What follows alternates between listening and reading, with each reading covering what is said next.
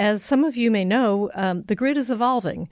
We have new technologies for generation, for transmission, for electric vehicles, for how homes and offices and businesses are connected to the grid, and that's changing the way the grid has to be operated. Texas is a really interesting situation because within our state, we have an isolated grid that provides electricity to about 90% of the customers across the state.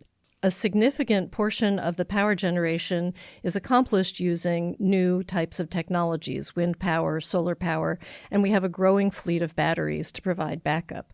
So that means that in Texas, we actually have a pretty high level of integration of inverter-based resources. We've already had some problems here.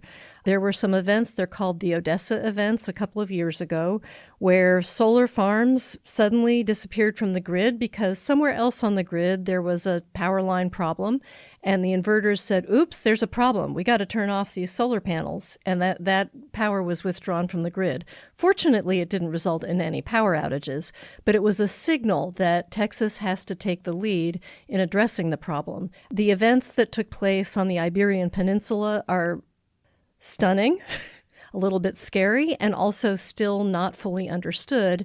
And I think we'll learn a lot from the examination of those events about what we need to do here to make sure we don't see the same thing happen in Texas.